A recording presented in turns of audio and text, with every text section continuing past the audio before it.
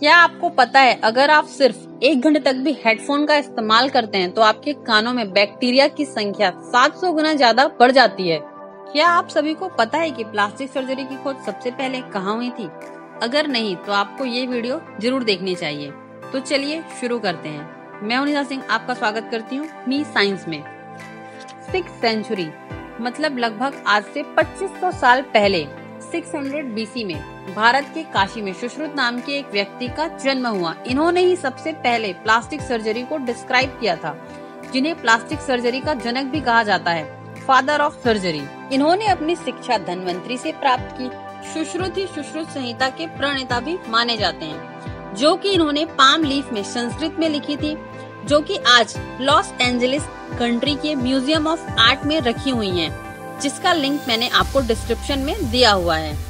सुश्रुत संहिता में सर्जरी के विभिन्न पहलुओं को विस्तार से समझाया गया है।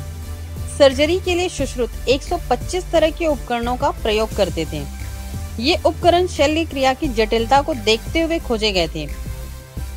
इन उपकरणों में विशेष प्रकार की चाकू, सुइयां, चिमटियां आदि हैं। अर्थात सुश्रुत ने 300 प्रकार की ऑपरेशन प्रक्रियाओं की खोज 600 BC में ही कर ली थी तथा सुश्रुत कॉस्मेटिक सर्जरी में विशेष निपुणता हासिल कर चुके थे। सुश्रुत नेत्र शल्य चिकित्सा भी करते थे।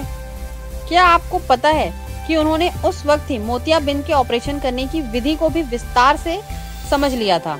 आज डॉक्टर जिस टेक्निक से प्रसव की प्रक्रिया को पूरा करते हैं, 6th सेंचुरी में सुश्रुत ने उन प्रक्रियाओं का पता लगा लिया था तथा सुश्रुत को टूटी हुई हड्डियों का पता लगाने और उनको जोड़ने में भी विशेष महारत हासिल थी।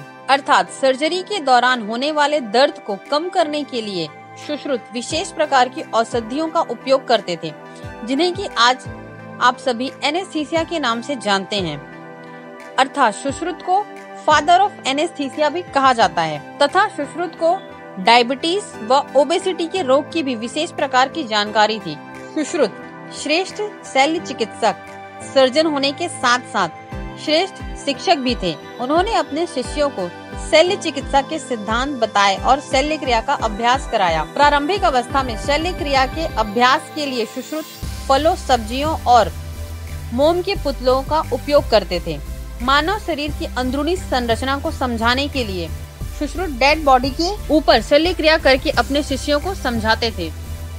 सुश्रुत ने ही सबसे पहले ह्यूमन बॉडी की सर्जरी जैसे कि organ dissecting, reassembling, reconstructive surgery techniques, एक अंग के हिस्से से दूसरे अंग के डैमेज पार्ट को रिकंस्ट्रक्ट करने की टेक्निक का इजाद किया था। 17वीं शताब्दी के अंत में जोसेफ नाम के एक ब्रिटिश फिजिशियन घूमते हुए इंडिया आए, जिन्होंने की सबसे पहले रिनोप्लास्टी को करते हुए कुमार वैद्य को देखा। तब जाकर उन्होंने 1814 में successfully first major surgery perform की। इस प्रकार सर्जरी की टेक्निक भारत से निकलकर पूरी दुनिया में प्रचलित हो गई। तो आपको ये वीडियो कैसा लगा हमें कमेंट में जरूर बताएं और अगर आप इस चैनल पर नए हैं तो इस चैनल को सब्सक्राइब करना ना भूलें।